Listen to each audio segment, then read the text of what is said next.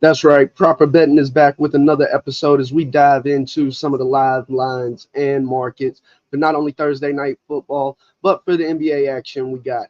Now, tonight it's a bit of a small card out there, only the sole NFL game and the NBA game, but we're going to see what angles and what lines we can find and try and make a profit on.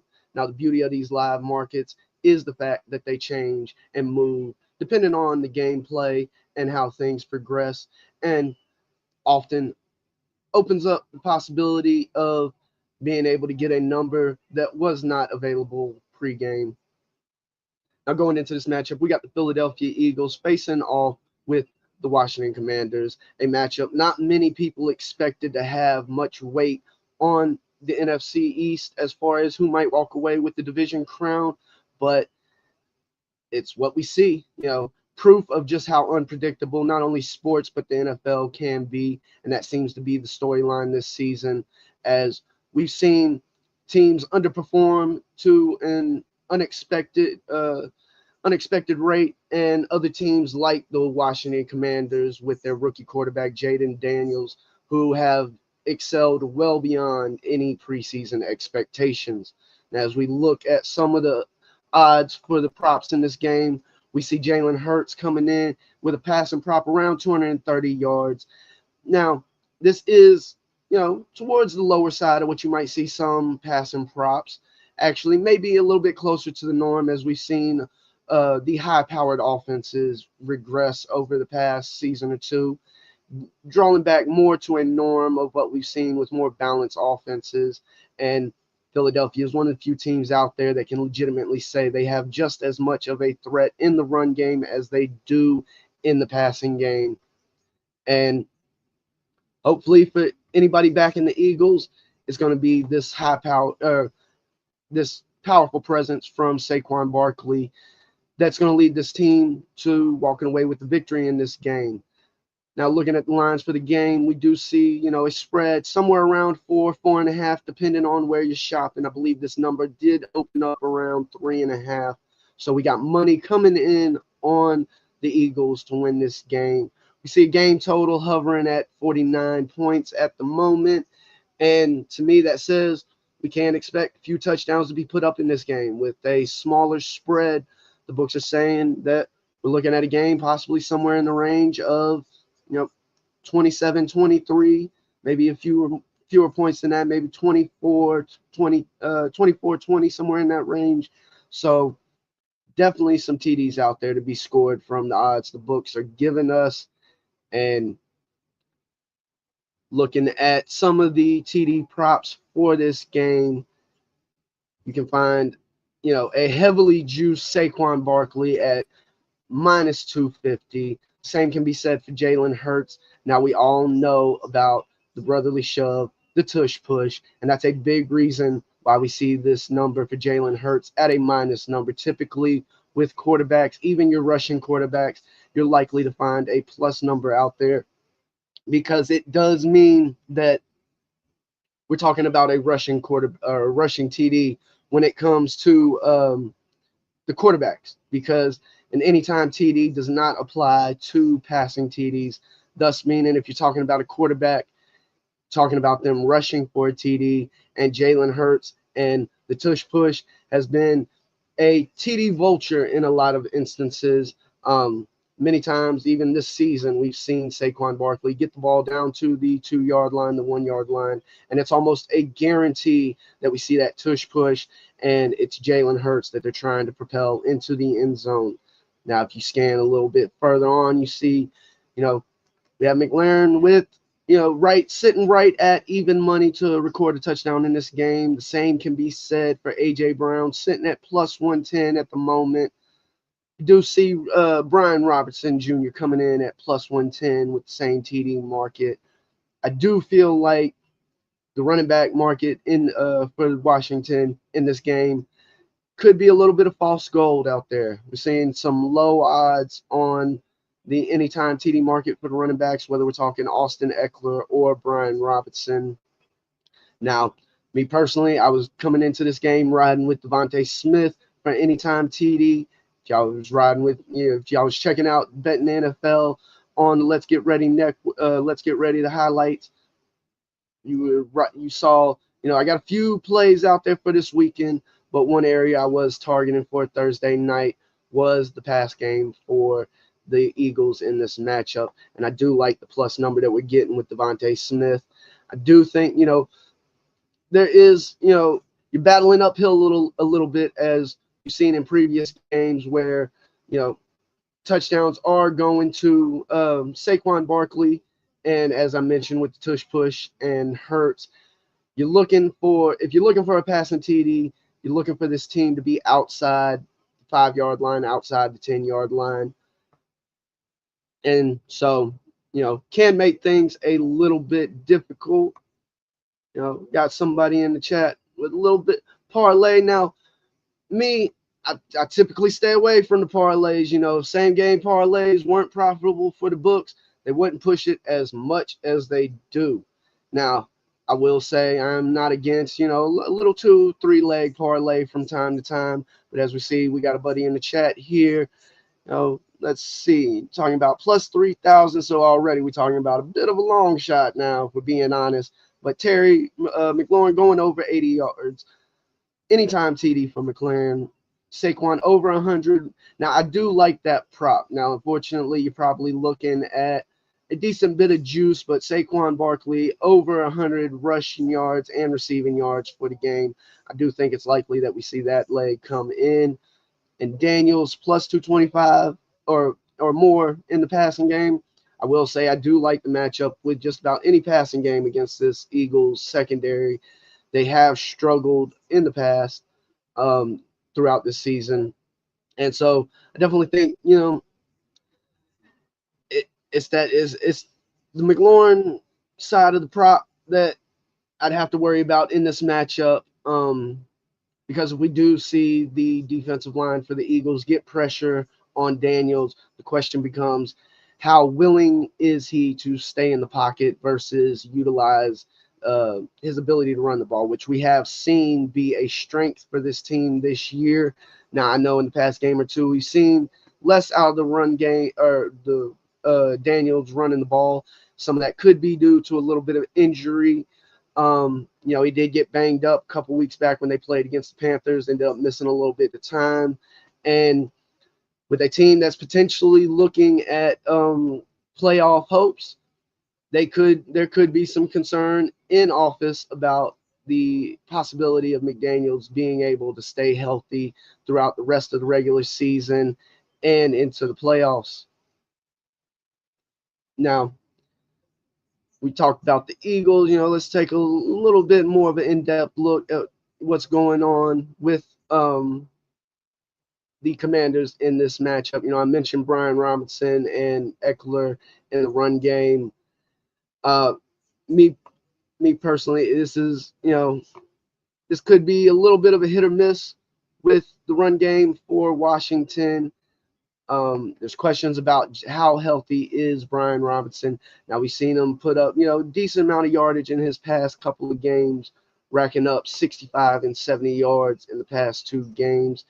And take a peek, see where his rushing prop is coming into this matchup.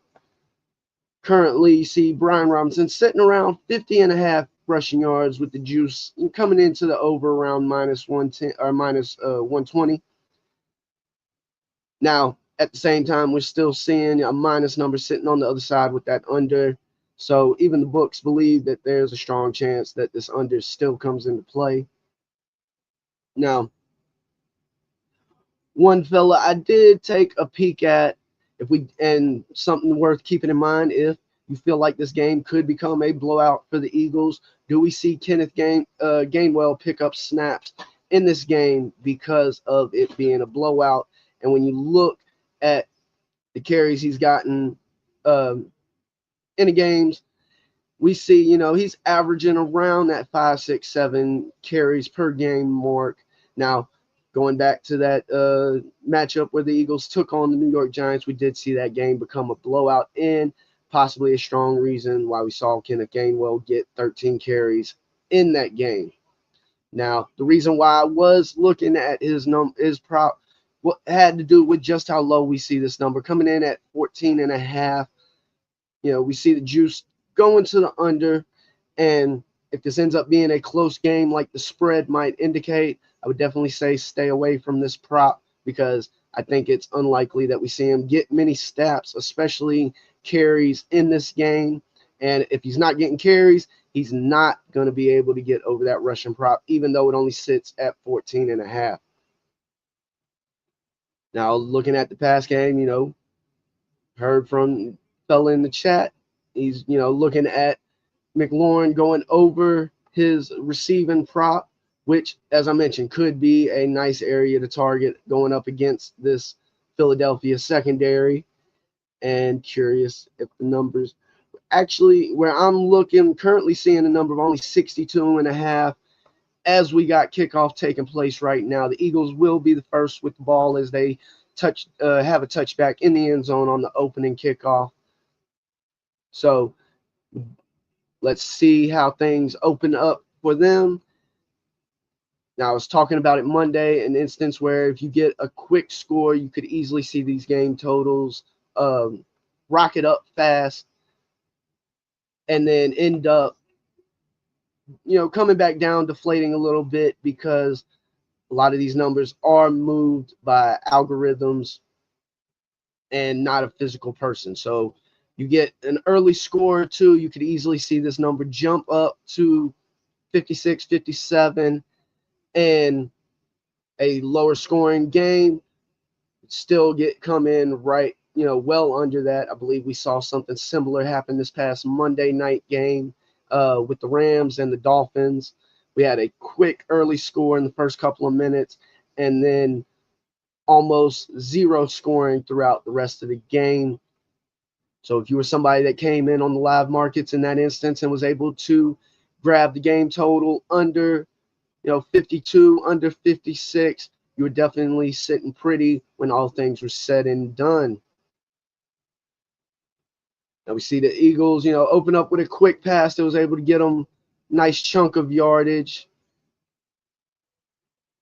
Now I do something I did see that some people out there might be looking to capitalize on is Jalen Hurts under on his completion props. I've seen the number at 18.5, and when you look over the course of the past 4 or 5 games, this is definitely a number that he's finished the game either right at or just under that number.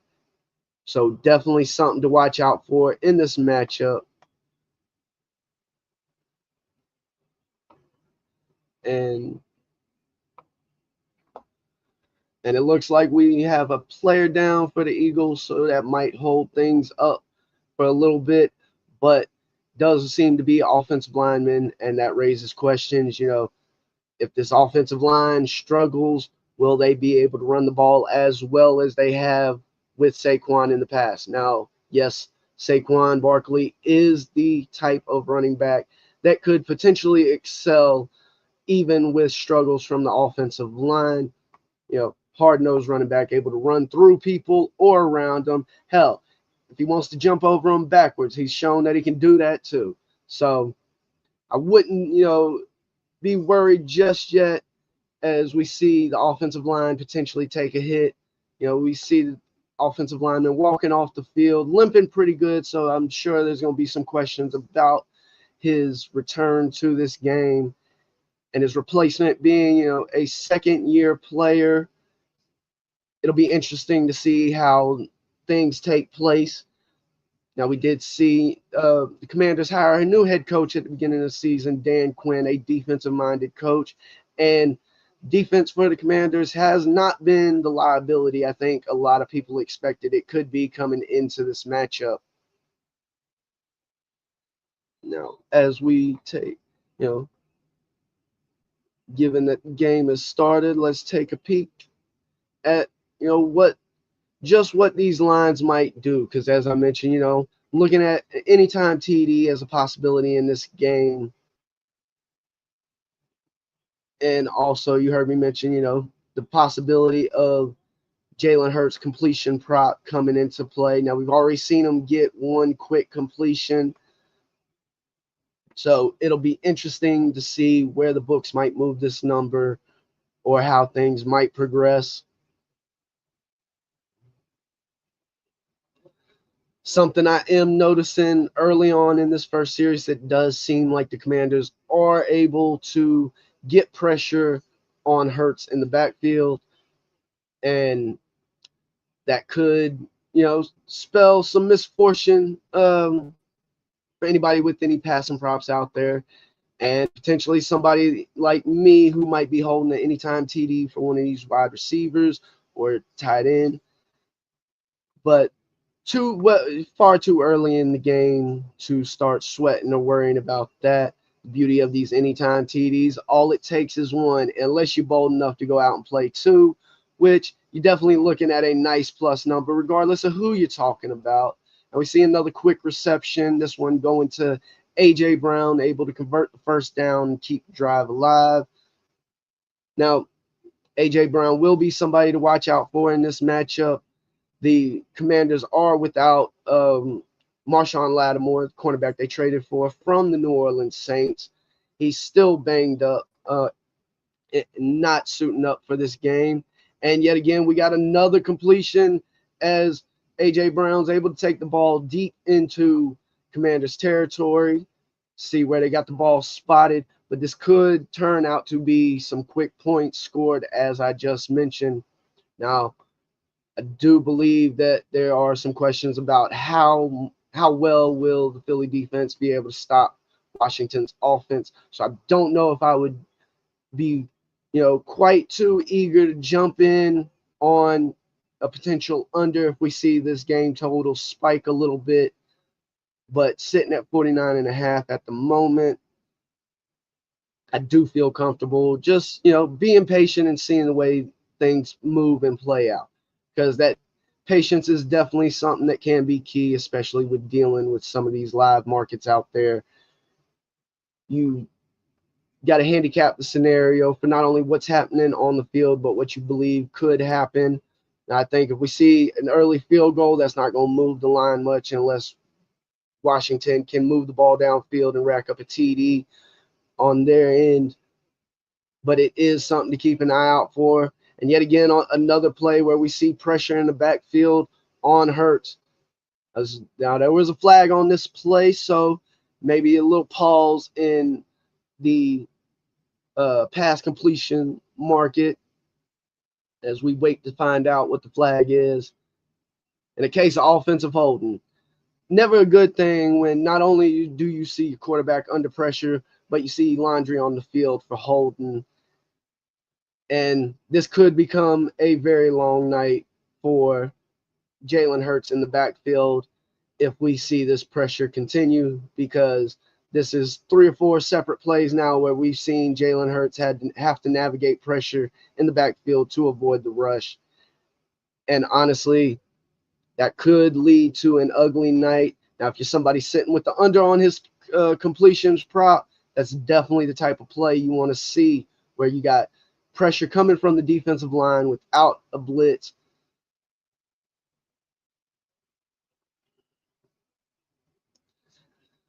And now we see the Eagles moving into a long third down as they fail to complete a screen pass. That, again, that defensive line pressure, being able to get off the block fast, interrupt that passing lane on what looked to be a wide receiver screen. Now we're sitting with a 3rd and 22. And so it'll be interesting to see what the Eagles do here. Will they play for the field goal, or maybe try and take a deep shot and go for either the end zone or at least try and pick up the first down?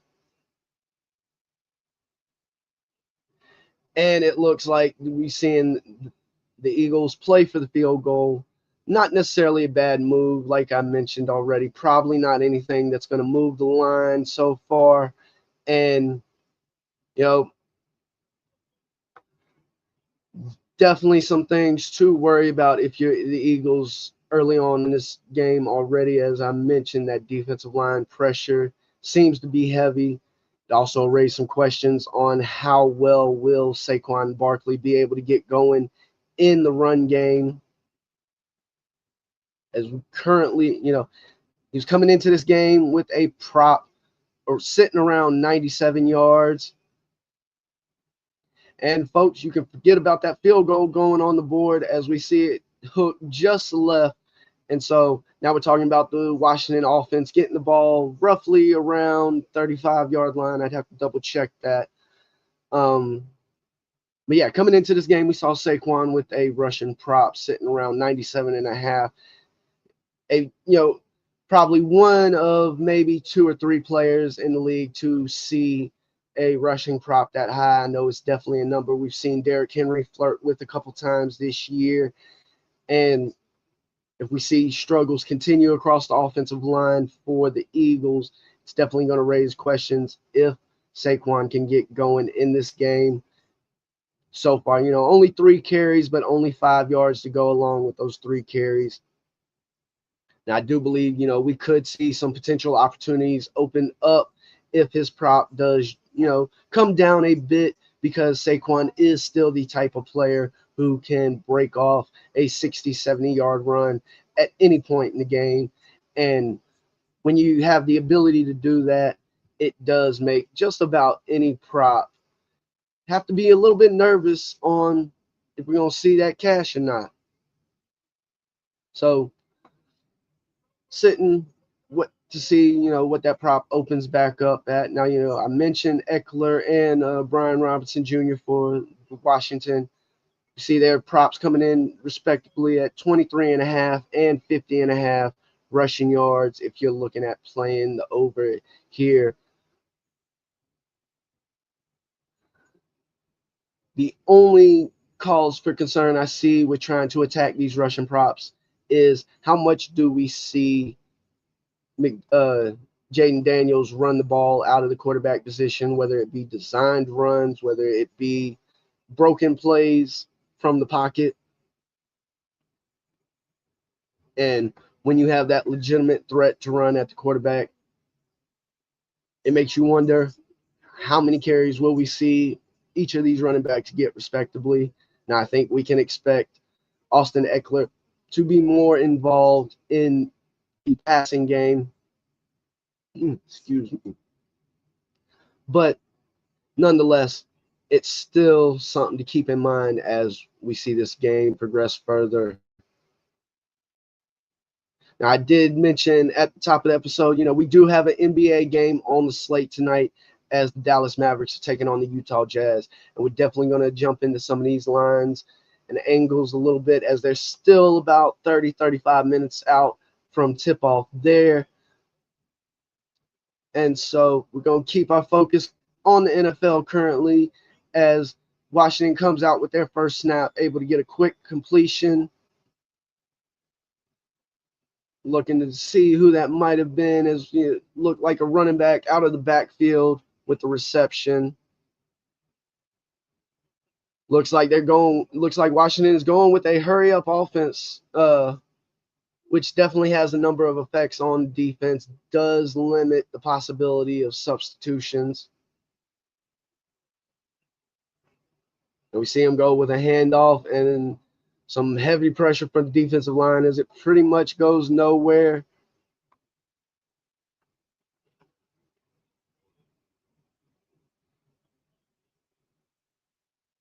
It will be interesting to see how rookie quarterback Jayden Daniels handles this defense. Now we got a quick 3rd and 4. Let's see if Washington can continue this drive or if they're going to end up with a quick punt after coming off the missed field goal.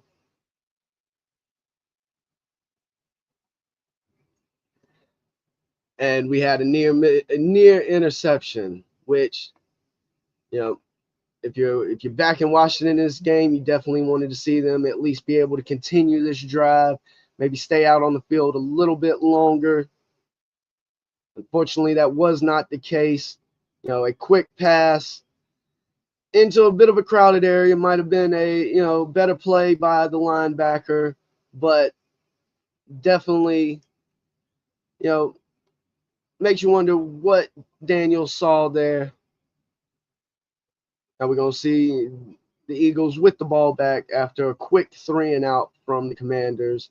And even if we see the Eagles struggle, if the Commanders are failing to keep the offense on the field and at minimum at least move the ball downfield with first downs, we could see this game start to get away from the Commanders and play more into that blowout theory that I mentioned earlier. Yeah, I got a question from the chat. Favorite sports betting memory I have is watching Purdue get upset as a 1 seed a couple of years ago and continuously live betting, as you could tell. And that's a great example of how you can take advantage of some of these live markets out there. Yeah, that was definitely upset and a shocking one. I think one upset that does stand out to mind with me. St. Peter's taking down Kentucky in the NCAA tournament a couple years ago. Of course, it would happen on National Peacock Day because the St. Peter's Peacocks were playing the Kentucky Wildcats. Now, I will say, it falls in that bad beat category, but a couple years ago, I believe it was divisional round playoff game, but the Travis Kelce, we had basically going to play short pass to Travis Kelce, which at the time would have put him roughly, I believe, at 50 yards on the game. Well, due to the insanity of the crowd and just the loud, just flat out the loudness of the crowd and the stadium, no one was able to hear that timeout had been called, hear the ref running on the field, blowing the whistle. Now, when you run the tape back, you clearly see the ref trying to blow the play dead. Did not occur. So, of course, the play didn't happen. You see him walk the ball back a couple of yards. And what else happens? We don't see Travis Kelce with a single reception for the rest of the game. So, depending on where you got the number at, if you got the number earlier in the week where it opened around 41, 42, you were cashing that ticket already. If you were somebody like me who was holding the number, I believe it was around 48, you ended up falling a yard or two short because they took away that catch. So I definitely think it's, the bad beats are something that might stick with you a little bit longer than, some of the better tickets you might cash out there. Now, I will say there was 1 year playing MLB futures odds for the World Series. I had a couple of tickets from preseason and went into the World Series holding I forget the odds off the top of my head, but over 10-1 on both sides. I believe it was the year that the Atlanta Braves won the World Series. I was holding a Braves ticket. I was holding an Astros ticket. Had both sides locked up. Had won the World Series before a single game had been played. Now, you want to talk about a good one that definitely goes down in the memory banks. It probably is one of my better gambling days. Now we see the Eagles trying to stick with the run game. It's short, second and short, giving the ball to Saquon, fighting close to first down, but it looks like we're going to have a third and short. Do we see, a quick brotherly shove? Yep, they're lining up for it. Now, this is something we've seen them struggle with time to time, but it looks like they're able to push ahead and get the first down in this instance. Now, y'all heard me mention it, early on. That brotherly shove can be quite the TD vulture, depending on who you might be backing. Which, that being said, does make me wonder why we see Saquon Barkley's anytime TD prop juiced as heavily as we do, because minus 250 ain't no joke, especially when you're talking about props. In this matchup, I think that shows just how lethal Saquon Barkley can be not only in the run game in general, but in an instance where we're not talking about them being, we're not talking about the offense being inside the red zone, being that ability to break off a long run and still find the end zone is definitely, one of Saquon's talents. And now we see the Eagles going with a little bit of a hurry up offense, trying to catch Washington off guard.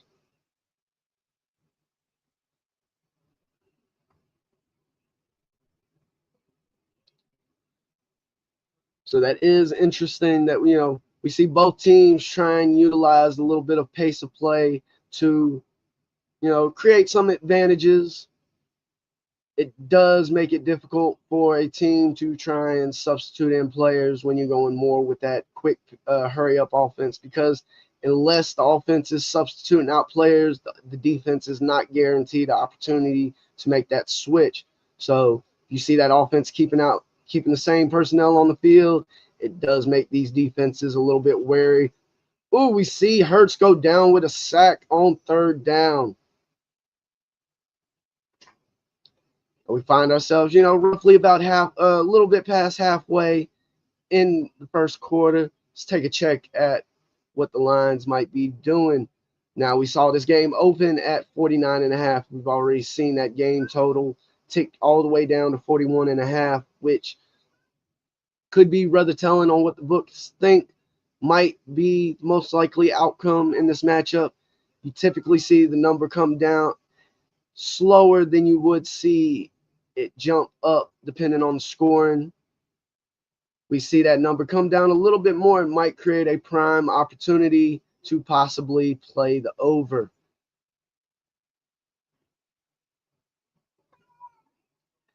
And mentioning the possibility of point scoring, it looks like Washington is going to be given a rather short field off a bad punt and will be taking possession around their own 40-yard line. So let's see who'll be the first to rack up any points in this game. Now, if you're somebody out there that had playing the first TD market for the Philadelphia for this matchup in general, you got a little bit more of a weight on your hands. Now, typically, that is a market that gets decided, rather quickly, sometime in the first quarter, first half. But I can say from personal experience this year, I've seen a couple games where if you were holding on to a first TD score ticket, you were having to wait until the third quarter or even later, depending on the matchup, just to see a single TD scored. So that is something to watch out for. And if we don't see, if we see teams holding off on those TDs and failing to reach the end zone, we're talking about a very low scoring game and possibly worth it to you to jump in on the game total under or possibly a team total under, depending on how you're looking at this game.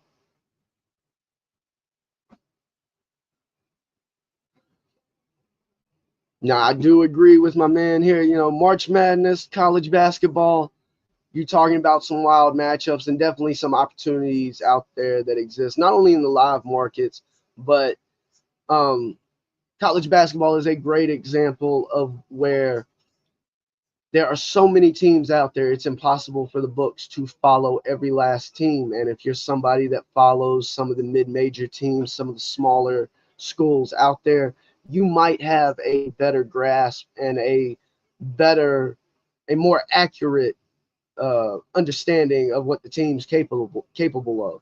And so in some of these matchups, we all know about the infamous 5 versus 12 matchups.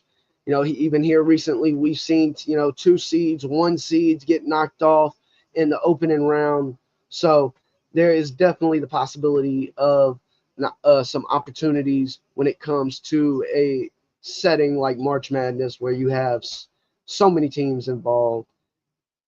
And as I mentioned, the book can't follow everybody. So if you have a better number than the book, you got a better chance of winning.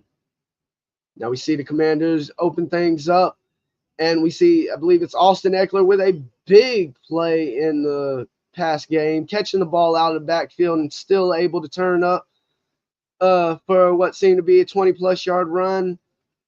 A little extracurricular activities between the two teams after the play ends. Does appear that we do not have any flags on the play, and so we should see the Commanders taking over or running their next play from, I believe, roughly around the 35-yard line in the Eagles' territory. Now, something to keep an eye out for is, this is a well-known rivalry game between Washington, around the 25-yard line.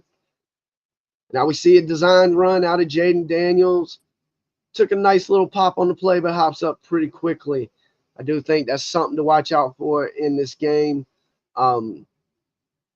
Anytime you expose your quarterback like that, it naturally run the risk of the potential of a potential injury.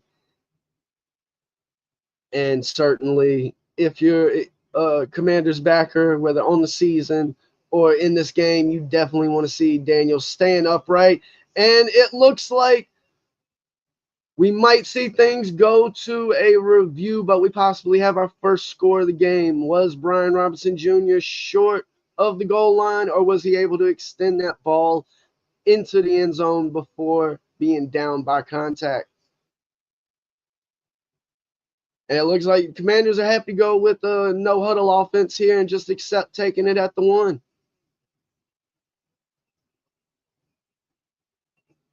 And with a secondary push, we see the Commanders reach the end zone. Y'all heard me just talking about it. If you had Brian Robinson Jr. down for a touchdown or first TD scored, probably walking away with a nice plus number and a ticket to cash in this matchup already. Initially, we see Robinson was stood up at the 1-yard line, but that secondary effort and with a little assistance from the offensive line on the push, was able to fall into the end zone, racking up that TD. Now we saw an easy field goal miss earlier. Can they get the PAT? And yes, they do. So 7-0 in this matchup early on. Now I don't think that's going to do much. Yeah, we see that the game total coming back around the original pregame number, currently sitting at 47. Though we do see the spread officially flip in this game. Currently looking at the Commanders minus 1.5 on the spread, minus 140 on the money line. So if you're somebody that thinks the Eagles can win this game outright, this could be an opportunity to jump in on that spread, getting points as well as, or if you care, the money line with plus 110. Now, in the instance that you're getting points, of course, if the Eagles win this game outright, you're talking about an automatic win. And plus 1.5 isn't much on the spread. Honestly, I think, if we see the money line get a little bit higher, it might be worth taking a stab at, because we could still also see the Eagles take the lead in this game. And one of the beauty of live markets is the possibility of trying to create a middle in some of these matchups while you're betting, because essentially what occurs, the Eagles opened as the favorite. Now, if I'm not mistaken, their money line was somewhere around plus 120, plus 130, depending on where you got it. I was trying to double check that at the moment. But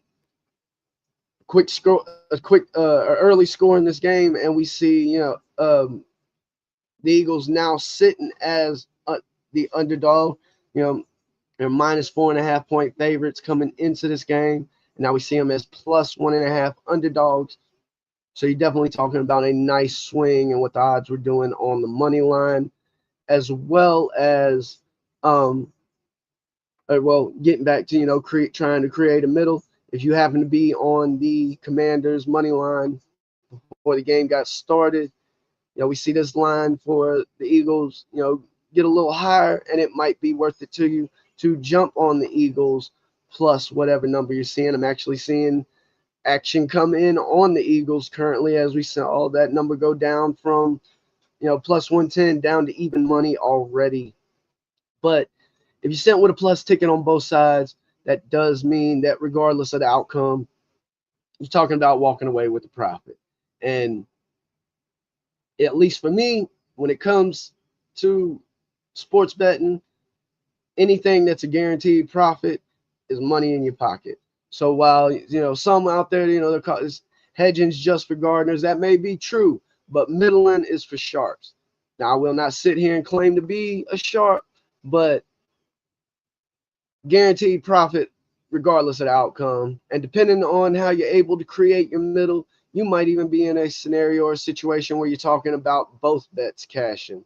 So, yes, in some circles, hedging might be frowned upon, but guaranteed wins are guaranteed wins. Now, if we do see, this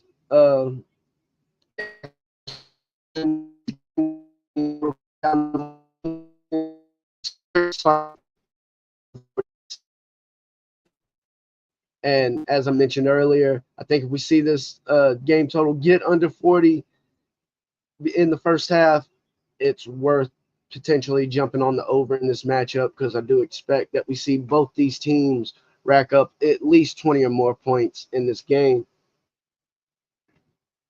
Now the Eagles are going back to the air game with Hurts rolling out to the outside and almost completing the pass downfield, batted away at the last second.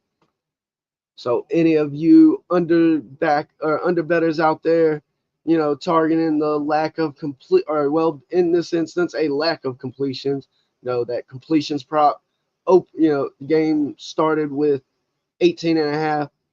Currently, with 3 minutes left to go, 3 minutes left in the first quarter, we see Jalen Hurts already has 4 completions in this game.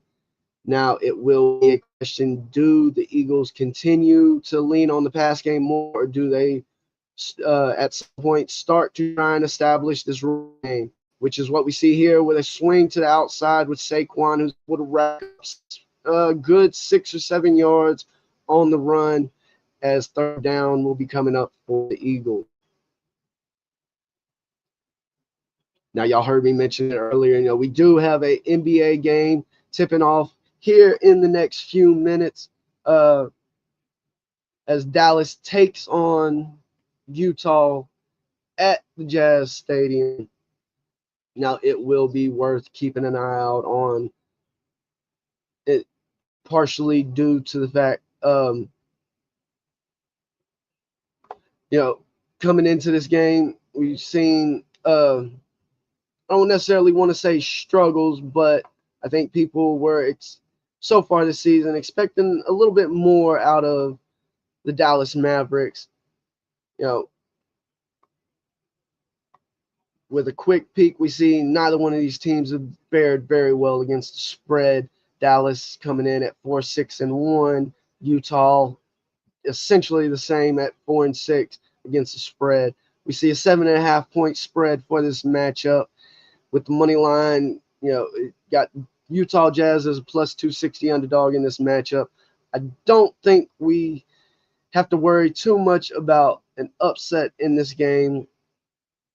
Now, if y'all were riding with me Monday night, I was talking about the rebound markets. That was something we were able to capitalize on in the first half with the props that we were on. One area I will be taking a peek at with this matchup, again, going back to some of those same rebound props with Luka Doncic. Now, books had the number at 8.5. Basically saying if he gets 9, it's minus 130. Now, if you push that number out to 10 in the alternate market, you're already talking about a plus number. I was able to grab a plus number around plus 110 earlier, I believe. Going to double check that at the moment. But either way, I feel more comfortable that if we're seeing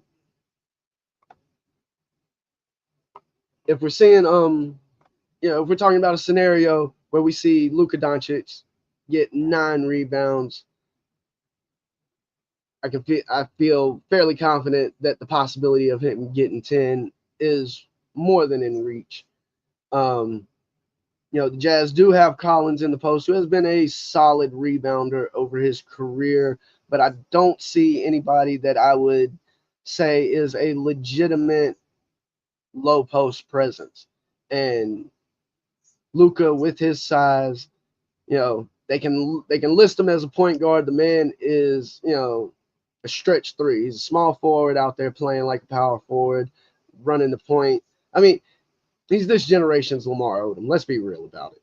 But I think the possibility for him to get 10 rebounds in this matchup, getting a plus number there at plus 114, definitely like those odds. Still time to potentially jump in on some of the other markets, whether that be points scored. Now, whew, we do see a fairly stout scoring prop for Luka in this game, coming in at 34.5 at the moment. Now, looking at his past couple of games, yes, Luka is, you can almost pin him in for a solid 25, 30 points a game, but he's going to need more than that to clear this prop. Over the past 5 games, see, total 31, 24, 30, 27, 34. So, it could be a bit of a risk if you're trying to play the over on Luka's props. Now, is it possible we see him go off for 40, 45 points in a game? Absolutely. But I'm not sure if I want to jump on and over with that prop when the possibility of finding other props that might hurt you less on the juice. I mentioned the rebound prop. We can take a look at 3-point market for this game. We see another what appears to be 3 and out for the Eagles in their matchup, and yet another punt, as it looks like we're going to close out the first quarter with only a single touchdown scored in this game. It'll be interesting to see what that does to the game total in that matchup. Now, when we take a look,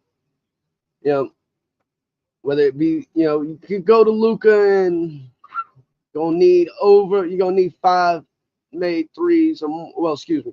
You're going to need 4 made threes or more to clear his number at 3.5.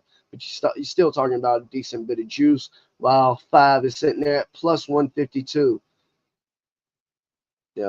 Being as popular a player as he is, I would not be shocked if we see some of his markets, we see some of the odds baked in with that expectation that you're going to see money come in on the player.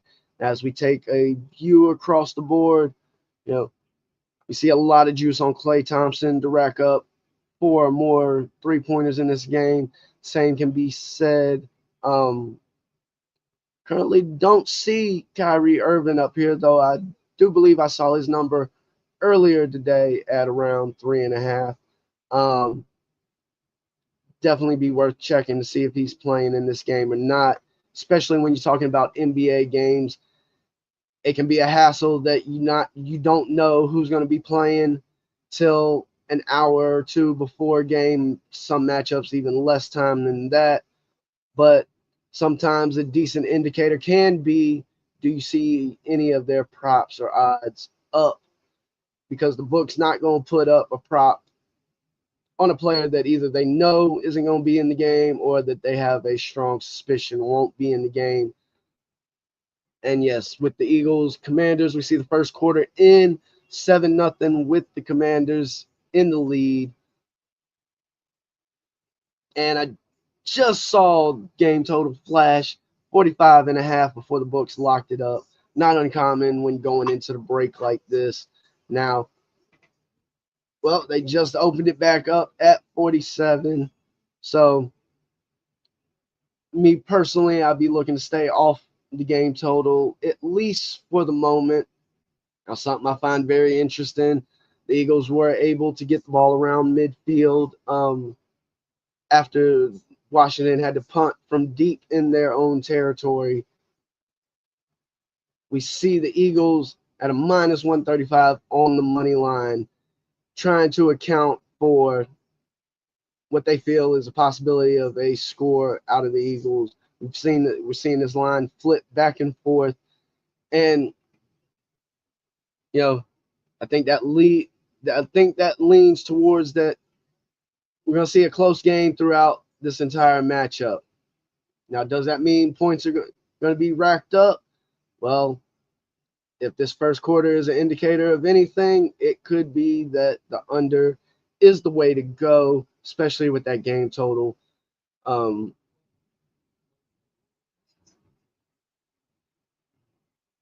take, I'm not mistaken, we should see the Mavericks and the Jazz tipping off here very shortly. And as I, mentioned with the Eagles and the Commanders in these live markets, there are lines that and numbers that weren't available pregame, depending on how the game script unfolds. And that same sentiment applies to the NBA live markets. So it will be interesting to see what occurs there, because do we possibly see Luka have a slow starting to this game and that scoring prop come down?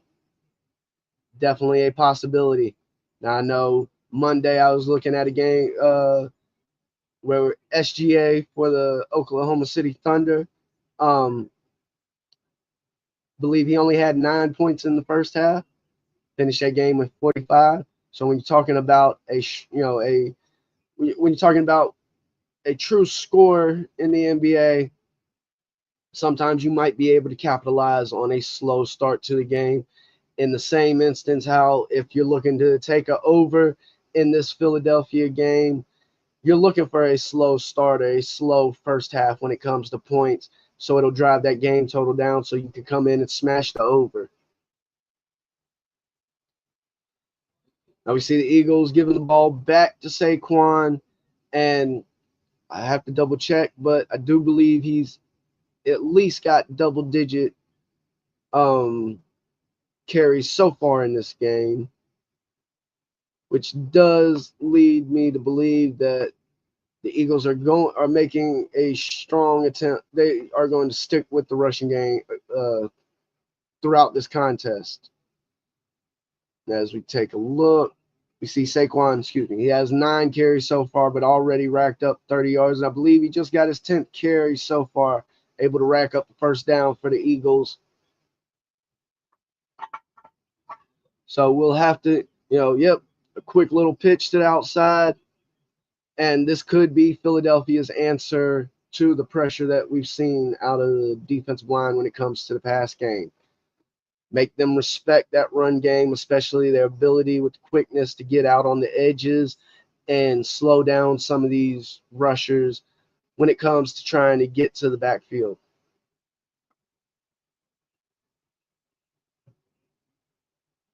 And we got a little, bad play. We got a bad play call out of the Eagles. The trickeration gone wrong. What started out as a pitch to the running back turned into an end around, turned into a flea flicker, and it ends with Jalen Hurts on his back around midfield.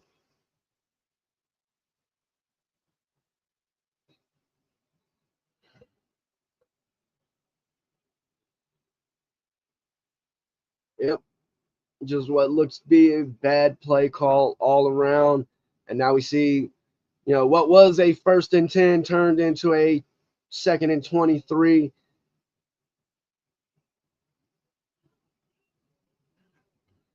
And we have a pass out of the, to the running back out of the backfield. I believe it was Gainwell. I mentioned his rushing prop a little bit. More likely you see him involved in the passing game than the rushing game. Not that would be an indicator that, he's out there, it's only going to be a pass, because of course that you can expect Saquon to be involved in the pass game to some degree. But now we got the Eagles sitting with a 3rd and very long as they look to at least try and get back into field goal range on this drive. Now we got a short pass that looks like the Eagles are playing for the field goal again. Now we saw what happened last time. They played for the field goal and they missed it. It'll be interesting to see what occurs here because the Eagles have shown in the past that they have no fears about going for it on 4th down. Now 4th and 7, yes, might be outside the range of trying to go for it on 4th. So we clearly see him, running the kicker back out here. Let's see if he can knock this one down. And the kick is up, and nope, no good. So, it looks like the Eagles playing scared, playing for the field goal is bitten them twice now. And as I was just mentioning it, do we see the Eagles now attempt to go for it more on 4th down? If we're talking about 4th and 5 or less, I can almost guarantee that if we see a 4th and 2, a 4th and 1, we're going to see some variation of that brotherly shove. But as it stands right now, I think the Eagles find themselves playing scared, and even only down 7 points, missed field goals, missed opportunities, definitely things that are going to set you back and keep you from being able to take a lead in this game or walk away with the W. Now we flip over and take a peek at the live lines. We already see that number, sliding back to the other side, making the Commanders the favorite again at currently -3 on the live lines. And in this situation, got the Eagles at +140. So if you were somebody that came into this game back in the Commanders on the money line, depending on how confident you are in that play, now could be a very prime opportunity to grab that +140. And as I mentioned earlier, create a nice middle that has you sitting in a position where no matter how this game finishes, you're talking about cashing a profitable ticket.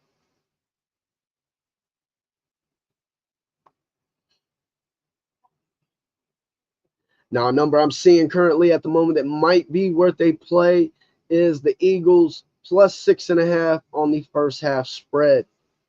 Now, yes, currently see them down by 7 points, which was, a handful of inches of feet away from being, a 7-6 game. We've seen the Eagles multiple times now on multiple drives move the ball downfield and fail to convert field goals into points. At +115, I think I might have to ride with this. And in fact, I am.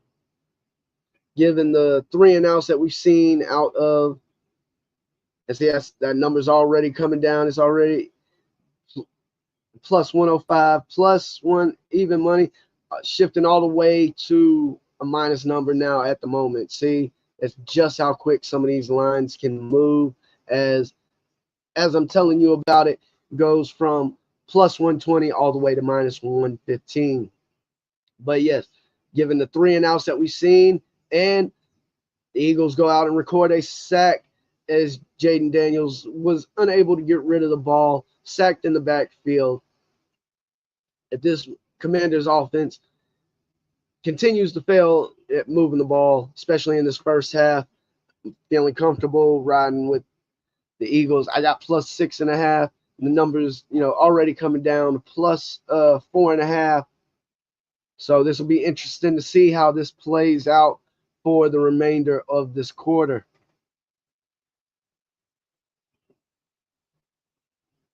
And we see more pressure in the backfield, and on back plays, we see the Eagles rack up a sack. So now we're talking 3rd and very long for the Commanders in a situation where we're likely talking about yet another 3 and out.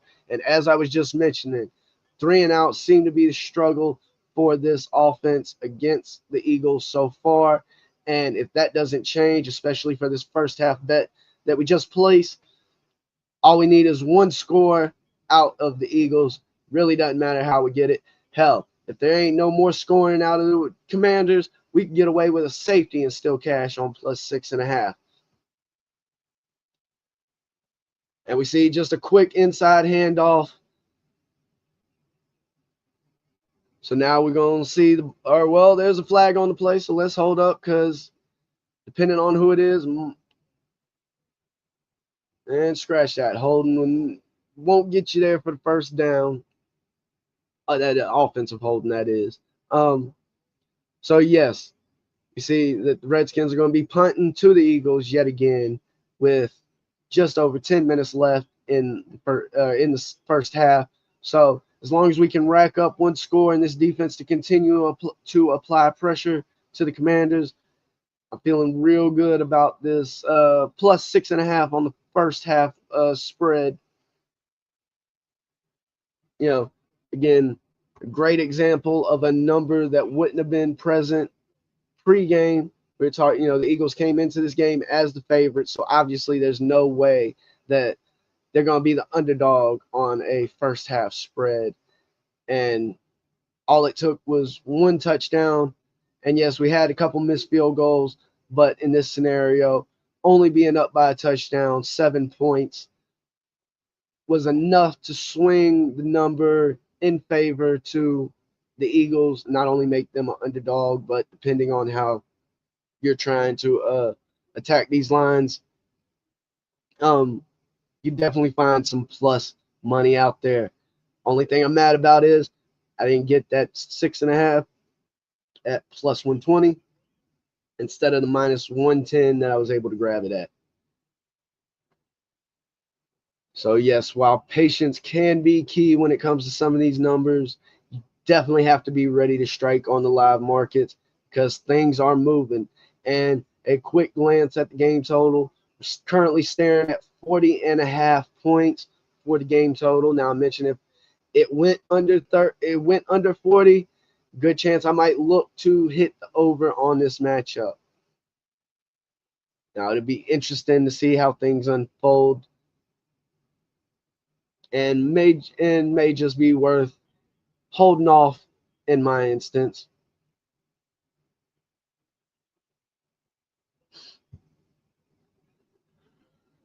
And let's check in and see if we have tip-off with the Dallas Mavericks and the Utah Jazz in their matchup. Not quite yet, but that's not shocking. And we will see a third and short coming up for the Philadelphia Eagles. Now, as I just mentioned, do we see the Eagles a lot more active on fourth down, going for the first down, especially in a fourth and short instance? Now, with the ball on their side of the field, I don't know if we'll see them try and go for the first on a fourth down attempt, but I would not rule the possibility out, especially with a running back like Saquon Barkley. Factor in the possibility of a tush push and their ability to pick up a yard or two. And we're going to have an opportunity to find out, as the Eagles were unable to convert, and it does appear that they're going to be sending the punt team onto the field.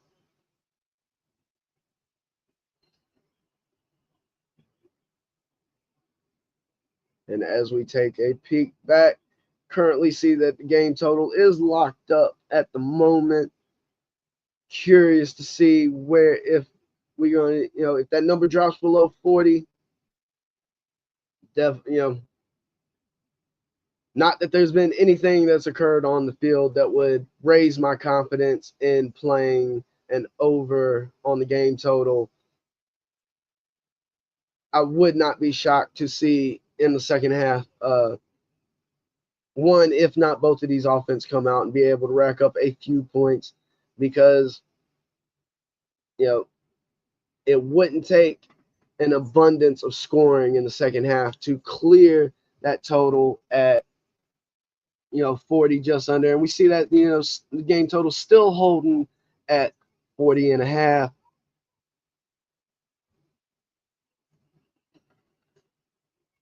Now we still see that things have not tipped off just yet in Utah, but not uncommon with NBA matchups. Tip off might be listed at 9 o'clock. Well, it's just it's a good 9, 8, 9, 10 minutes they get tipped off. But we do have things, moving in Utah.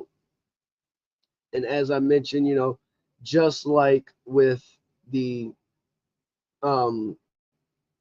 Thursday night football game, there's still the possibility that some numbers come available throughout these live markets as things play out with the Dallas Mavericks and the Utah Jazz.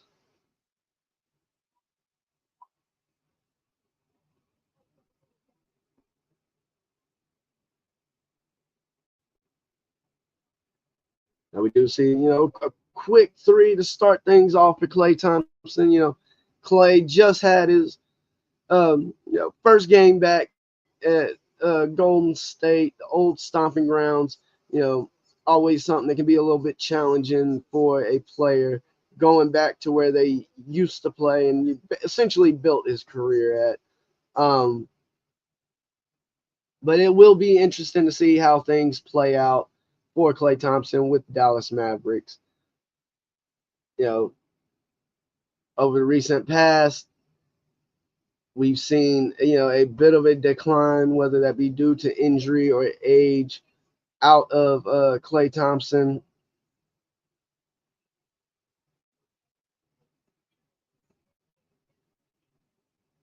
Now, in this game, I will be looking for, Luka to attack the rebound, attack the backboard, rack up rebounds. But again, as I mentioned before, if we see a slow start to scoring, at least on Luka's end, there could be the possibility of attacking some of the live markets around his scoring props. What was it? 34 and a half, definitely a high number to try and play. So if we can get that number, around 26, 27, 28 points would be more palatable for sure, and also definitely raises the likelihood that we could see that over cash in that instance. Now we see Commanders with the ball yet again. Can they rack up a first down? And that looks to be the case after inside handoff to Brian Robinson, able to get 7-8 yards and rack up a first down, which so far this first half has been a serious struggle for the Washington Commanders.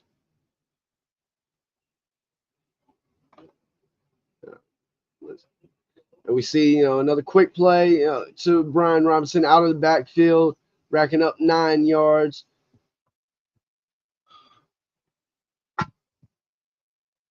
Now, looked like we might have Brian Robinson banged up a little bit. He was able to get off the field, so the clock didn't stop.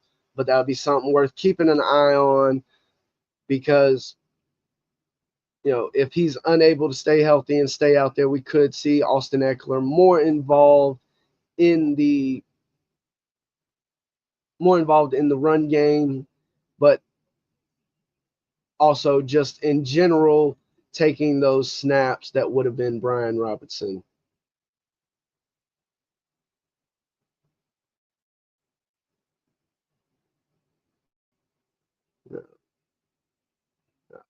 Now we got a flag on the field as I'm checking in on some of these live markets and props. See what the flag is. That offensive holding, it'll get you every time.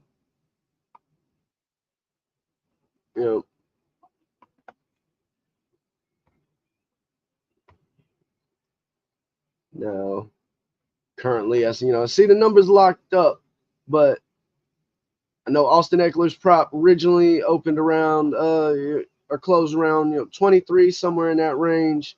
23, 24 yards. He's already got 6 yards. We don't see Brian Robinson return to this game. This could be an area to attack when the odds open back up. Now, something I'm going to have to jump on. I mentioned Saquon's rushing prop earlier. We were talking about 97.5. Well, that number has come down a full 24 points and currently sitting at 73.5. And I'm going to jump on that over now before it moves. As I mentioned before, we're talking about a player with the ability to break off a 40, 50-yard run. And in this instance, that's all it would take to clear the number.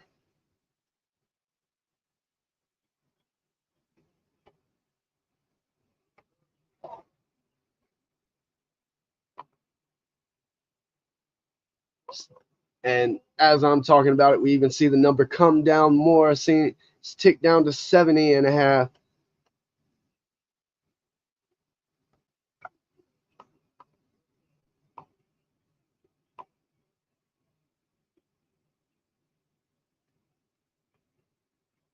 So yes, you got to stay on top of these live markets as things are going on. And this is a solid example of a reason why, because you see the number 73, 70, like where it's at. You got to jump on it while it's there, because it may not be there in a play or two later. Now I was able to grab this number at 70.5.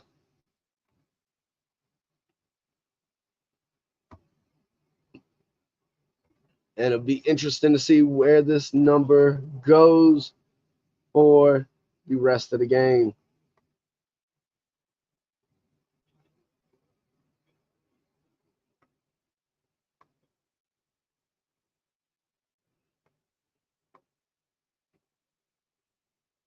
Now we do see the Commanders facing another 3rd and long. So it'll be interesting to see how things take place there.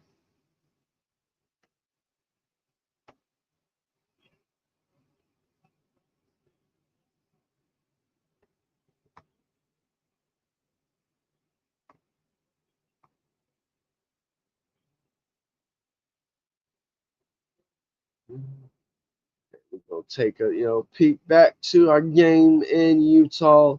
This game's under a timeout currently. No rebounds out of my man Luka, but we do see him with 5 early points already. Probably not enough to move his live player prop when it comes to points.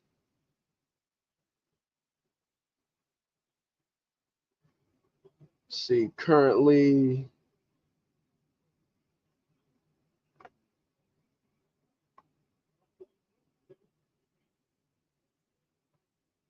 yep, still see that number sitting around the same spot, and double check. I thought it seen him. Yeah. Luka with 5 early first quarter points. And prop still sitting at 34.5. So, not coming down yet any.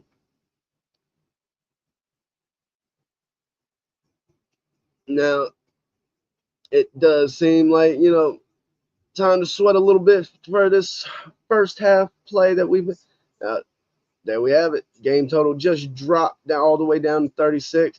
And as I said earlier, I'm going to be jumping on that number now while it's available. Smashing the over 36 points scored in this game. Currently minus 120 where I'm shopping. But we could easily see all you need is 29 points for a push. It is not impossible that we see 30 points put up in second half, and maybe even get not, you wouldn't call it garbage time, but almost steal a field goal or a touchdown.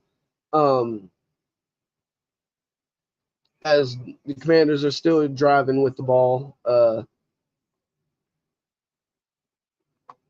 at the double. I believe they punt. Yeah, I thought it was third down still. Or excuse me, we just got a punt from the Commanders. So the Eagles do have the ball. And any points scored by the Eagles will put us, will help cash that plus 6.5 ticket on first half spread.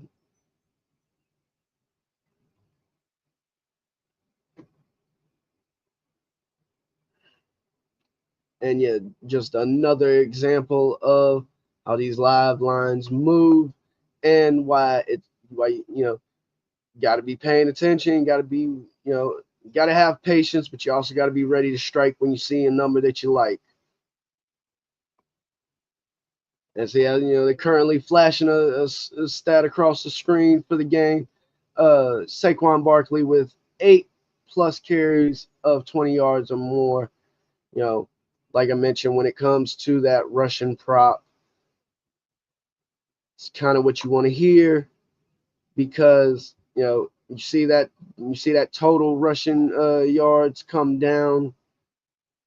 I've said it multiple times tonight. This is a player, he can take one long, and sometimes all it takes is one long rush to help make the over come in.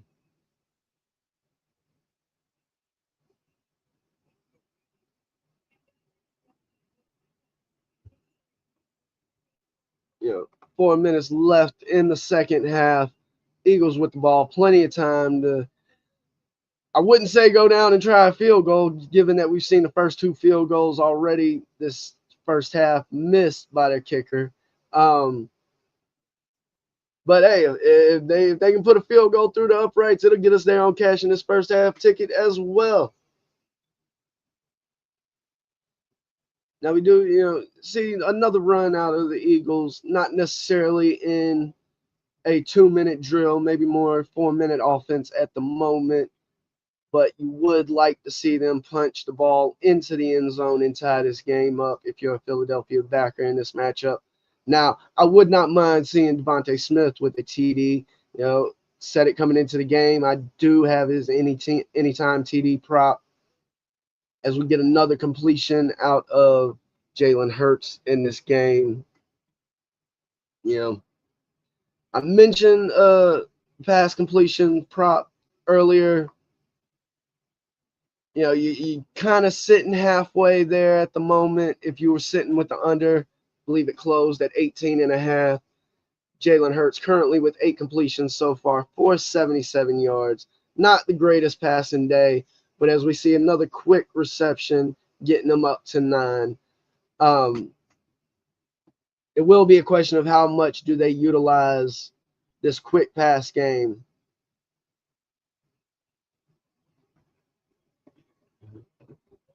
And we see them lining up almost, clock ticking down to that 2-minute warning. But if I'm not mistaken, the Eagles have all 3 of their timeouts.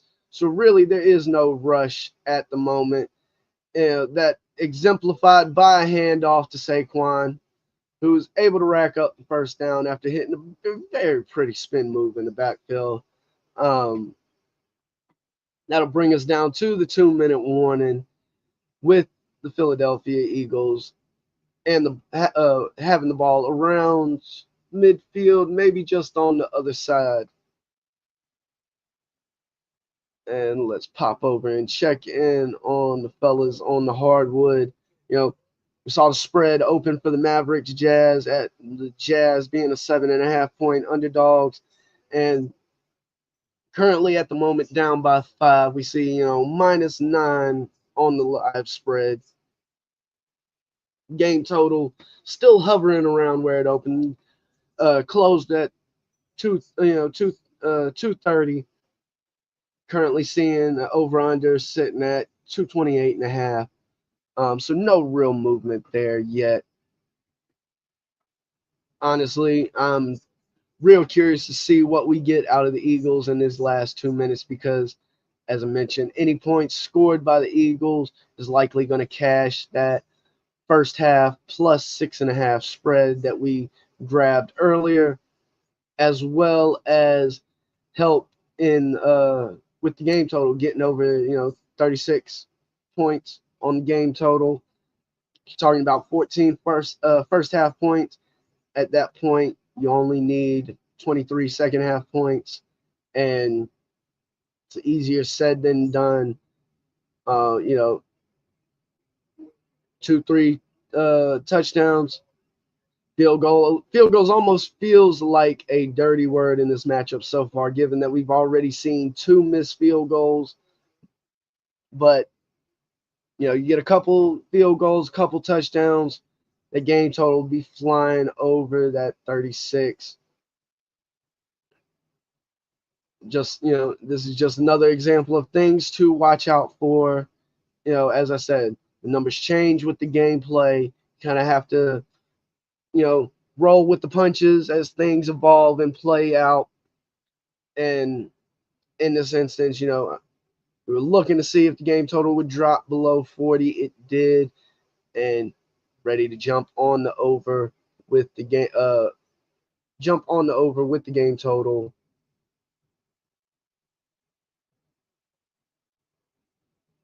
Now,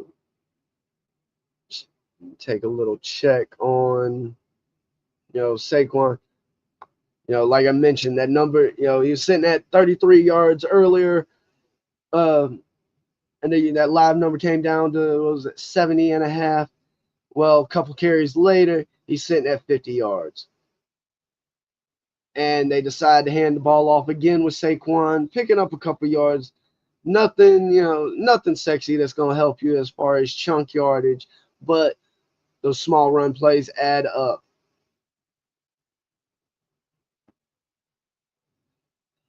Now, we don't see too much rush in the Eagles as they get back to the line, still operating with all 3 timeouts. Oh, there we go. Devontae Smith with a nice chunk play, a slant up the middle that he's able to break off for about 20 yards. It does appear that the Eagles are going to the line to possibly run another play. As I said, they got all 3 timeouts. Ball sitting at the Commanders' 26, 27-yard line.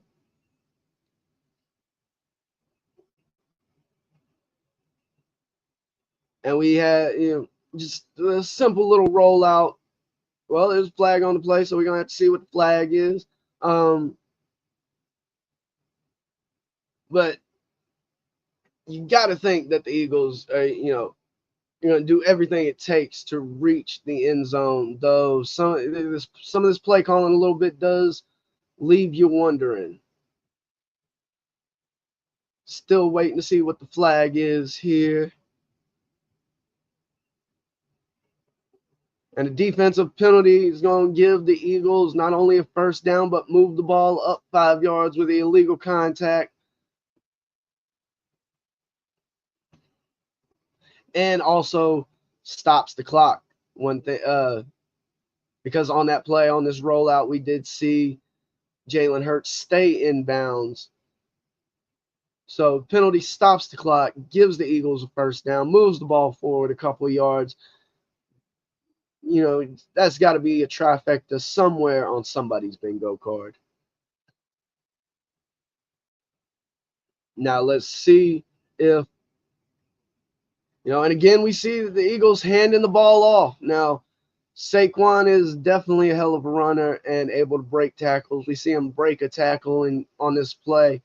But, yeah, the time, you got to start using those timeouts or something because you're not going to be, unless Saquon's able to break off a 20, 30-yard run, I don't see the Eagles reaching the end zone with this line of play calling. We're seeing a lot of short passes, a lot of run plays. And, I mentioned it earlier that could be their solution to the presence we've seen out of the Commanders' defensive line and their ability to get into the backfield on passing downs. But at some point, you're going to have to you're going to have to try and stretch the field a little bit. Now, getting down towards the red zone, of course, the field starts to contract and actually sitting just inside the red zone, operating from the 18. We got a strike to the end zone. Ooh, pass breakup. Almost saw, Devontae Smith bring one in, but some good pass coverage by the Commanders DB there. But that was, and that's what I was saying earlier at the beginning of the game. If you're looking to try and target a wide receiver or tight end for the Eagles in the anytime TD market, you'd really rather see them in this area of the field that they're at right now. Inside the red zone, yes, but not inside the 10-yard line, almost removing the possibility of a run play, especially with the 3rd and long. Will they be able to convert or find the end zone? Oh, we got Hurts scrambling and rushing, and he picks up the first down before getting out of bounds to stop the clock. So, barring a turnover or yet another missed field goal, if you jumped on that plus 6.5 on the first half spread, you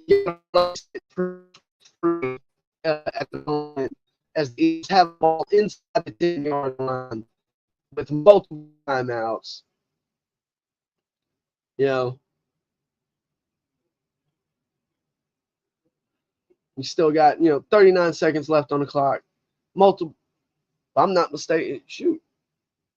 We got a Hurts design run up the middle. He gets it inside the 5, but the Eagles have all 3 of their timeouts. I imagine they're in the process of calling one right now at the moment.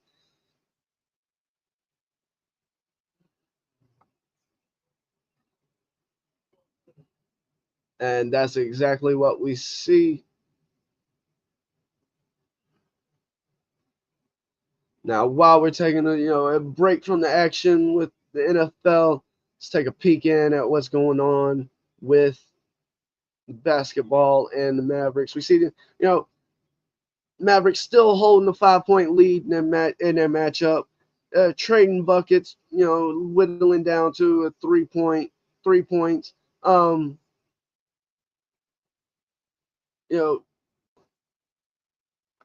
See if we can pull up. See what Luka doing.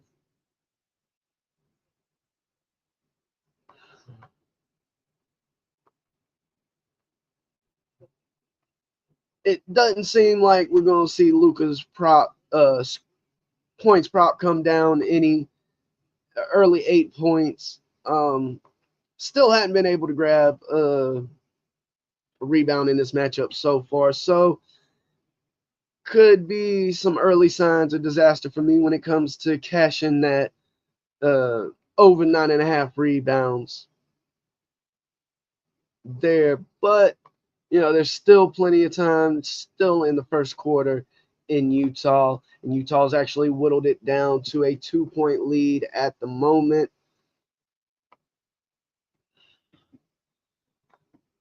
We're seeing yet another timeout, I believe.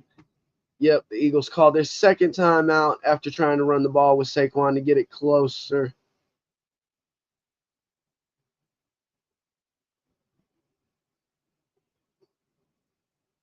Sorry, they just having some little PTSD as they're showing the kicker on the sidelines after his already 2 missed field goals this half. As I mentioned, we'd much rather see a TD here, get it in the end zone so we can cash this first half ticket. And unfortunately, that's not the case. We're going to have to rely on the kicker to come through as that defensive line able to create havoc and pressure in the backfield on the passing play. What just really turned into a broken and ugly play. You got Devontae Smith standing wide open in the end zone, but you got Jalen Hurts in the backfield running for his life. So here it goes. We're relying on the kicker. Now, granted, he's kicking from inside his own 10, which if he misses this, I'm sorry, the man might need to be cut before they come out of the tunnel for the second half. But fortunately, he made it. So, barring any sort of craziness, you were able to jump in on that plus 6.5 for the first half game spread for the Eagles. You're looking at cashing that ticket. It wasn't the prettiest way to get there, but when it's all said and done, you find yourself standing on the winning side. That's all that matters. Now, I'd mentioned, there was, talk about the pass completions for Jalen Hurts in this game. Number closed at 18.5. Currently locked up, waiting to see where it'll open up at. But 10 completions in the first half so far. A lot of that has been short passes, screen passes, passes to the running backs out of the backfield. And I think there's a strong chance that we see that continue in the second half as, the Eagles haven't shied away from the run game, whether that be running with Saquon or some designed runs for Hurts. But only needing 9 completions in the second half to potentially cash an over ticket there. I think, if you're holding the under, you might have a little bit of a sweat on your hands. If you're sitting there, with the over 18.5 completions, I think you got to be feeling good about where you sit. Now, it'll be interesting to see, do the Commanders come out and just kneel on the ball? 19 seconds left in the first half. Well, they're going to run a play coming out in shotgun formation. So, there's a possibility they might try and stretch the ball downfield. And a quick underneath pass to Austin Ekeler.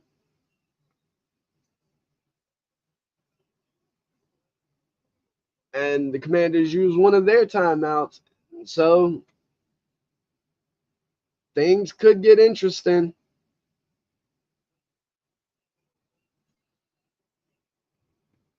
Something worth checking in on Austin Ekeler, if I'm not mistaken. His receiving prop was somewhere around 24 yards when the game started. Not seeing him up on the board at the moment, but that was one. I definitely think, if you had the over for Eckler's receiving prop, I think so far you got to be feeling good about that. Let's see where he's sitting at. Yeah. Oh, shoot. Ekeler is easily cashed on that prop with 5 receptions, 61 yards so far. Leading receiver for them. Hasn't translated to them being able to move the ball downfield as much as they would like, but it'll be interesting to see what the Commanders do here with 9 seconds left on the clock, a timeout in their back pocket, the ball sitting almost at midfield, and it looks like we have a timeout from the Eagles. So, what better way than to drag out trying to cash this first half ticket? It would have been too easy for him to just go out there and just kneel on the ball and be happy that you got a 7-3 lead. Too easy. Hey, they got to put a little sweat on it for you.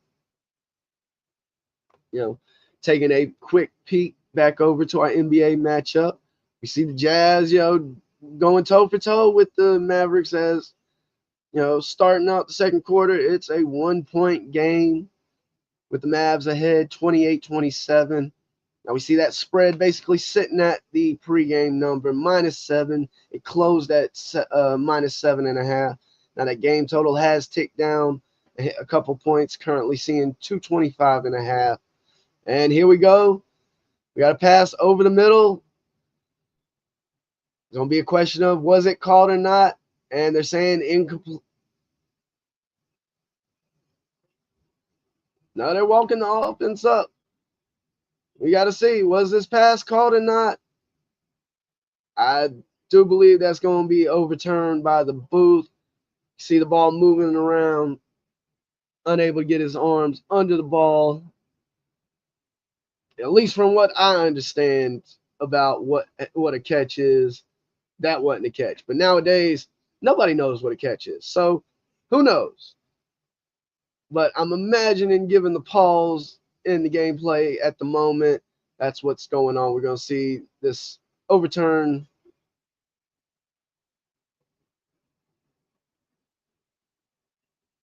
Now, of course, under 2 minutes in the game.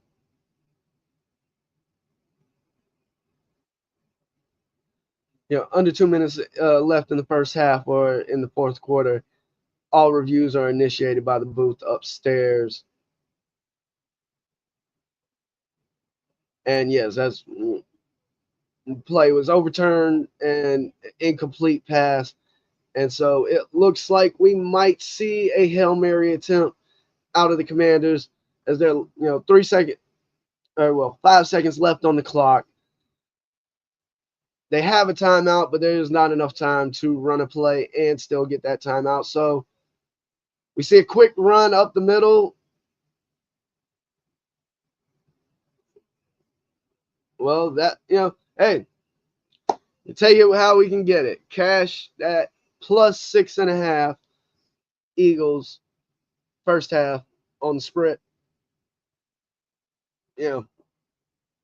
As I've said before, this was a number that wasn't available in any way, shape, or form pre-game, and would have been a lot prettier getting this number at plus 120 where I first saw it, but we were able to get it nonetheless at that plus 6.5. I did see a plus 4.5 out there, and so if you were able to grab that plus 4.5, you were still looking at a cashing ticket.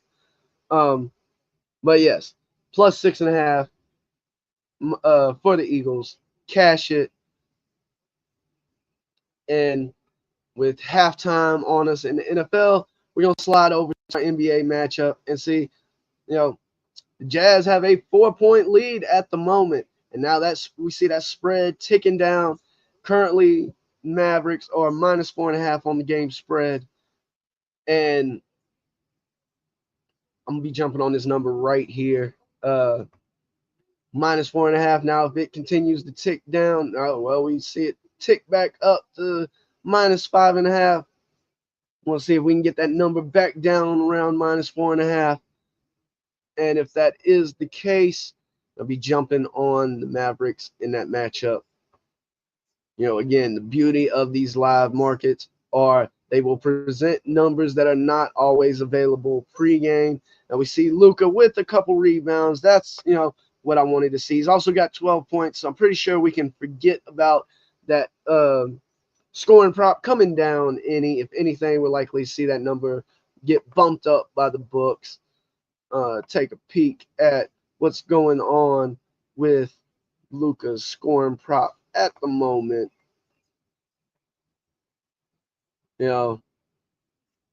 Ticked up a couple points, 36.5. Still, a huge number to try and cover, but I would not lean to the under as, I'm sure we've seen Luka do it plenty of times before, and I would not put it past them to do it again.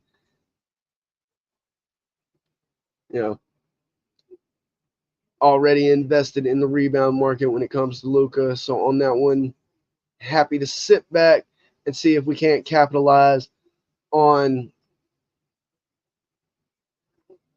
Let's see, I was able to get minus 5.5. I'll take it, but see, and already see that number flashing, minus 4, minus 4.5. And we see the Mavs are, down by 3 at the moment. Now, if this stays a close game and we do see the Jazz able to maintain a lead later in this game, you might be able to find the Mavericks as the underdog with a plus number up, whether it be on the money line or even getting points on the spread. But I would lean to the alternate happening where we see the Mavs able to get the lead back. It's already a 1-point game again. We saw the spread close at -7.5. As long as the Jazz have the lead by a few points, we're going to see that spread tick down just a little bit in this matchup. Which again, same way how with the Eagles being able to target a number that wasn't available pregame, could find some similar scenarios here with Dallas Mavericks versus the Utah Jazz. And with over 8 minutes left to go in the game, see the Mavs, their first half spread -1 at near even money. That might be worth jumping on itself. In fact, let's go ahead and smash that before that line moves. Because in a game where we're talking about a 1-point deficit, all it's going to take is a couple buckets for them to be able to get the lead back in this matchup. And already see the juice moving a little bit on this line. Tried to grab it at -115. It moved to -120. Let's see if we can get that -120. Oh, they moved the line, -1.5 points. See that line's moving. That's why you gotta act fast when you see a number that you like, because if you wait too long, it won't be there. Now I was able to grab -1.5, so we're gonna need Mavericks in this game, or in this first half, to finish with a 2-point lead. Not asking too much, given the matchup, in my opinion.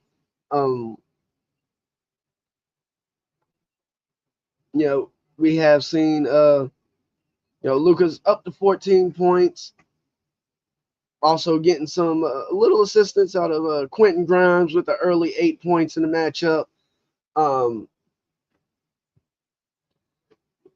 And so it'll be currently sitting in a timeout at between the Mavericks and the Jazz. But it'll be interesting to see where things progress from here.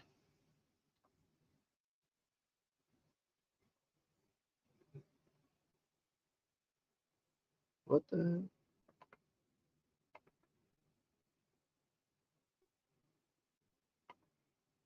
All right.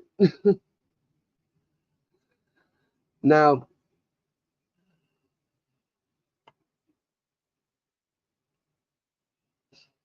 so yes, now I'm gonna be hoping for some rebounds with Luka.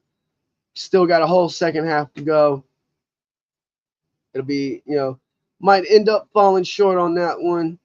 See the Jazz trying, push things out to a 3-point lead, but I'm not sure that lead is gonna hold with the first half. And so, it'll be interesting to see where things fall on, where things fall with this first half, because we'll only need 2 points to cover that 1.5 spread. Now we was able to make the magic happen with the Eagles in their matchup on Thursday Night Football. Let's see if we can get the same out of Dallas Mavericks as they take on the Jazz.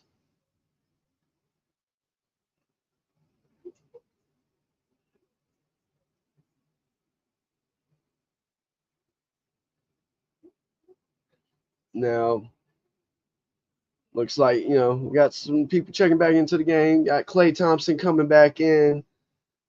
2 of 5 on the night, only 1 of 4 from behind the arc. I think, that's mainly what we're going to get out of Klay Thompson in Dallas is, a spot up 3-point shooter. Now, that's, in my opinion, it's something that's been a liability over the recent past. His ability to consistently be the shooter that he was in the past. And it'll be interesting to see if those same struggles continue in Dallas. Now we see a a 3-pointer push the lead out to 6 for the Jazz. Still over half the second quarter left. Not too worried just quite yet. Plenty of time for the Mavericks to tie this game back up and possibly take the lead.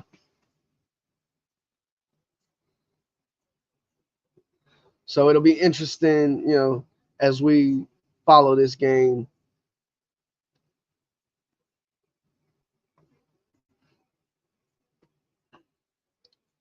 So yes, BAM Live is here with proper betting, because live markets that exist, whether it be during the game, halftime, third quarter, there are markets out there and movement that will occur that open up opportunities that were never available pre-game. And in my opinion, that's what makes live betting a lot of these games not only an easier route to take depending on what you might be targeting, but also a more enjoyable route, because nothing says you have to jump on a number. The second you see it, you might want to pay attention to a market as things move. With Thursday night football, we've been tracking the game total, all the way from 49.5, seeing if we could get it to come under 40. And when it did, had the sense to jump on it quick while it was available, hitting the over 36 points for the total. And another instance is this Dallas game where a 3-point deficit and not enough points to be too worried about a comeback in the first half. But at the same time, we only need Dallas Mavericks to finish the first half up by 2 to cover that slim spread. Now, if we'd have been quick enough, we could have gotten it at -1 at a better number than we saw. Actually, currently number sitting at +1 for the Mavs with a lot of juice coming in at -145. I feel better sitting with the -1.5 than I would +1 at -145. So make sure to hit that like and subscribe button so you and turn on your notifications so you can be riding with proper betting as we dive into live markets. I'll be back on this coming Monday, covering more football props and live markets, and also some of the NBA, depending on what the slate is looking like. Now, this has been D Weezy, y'all. Take care out there.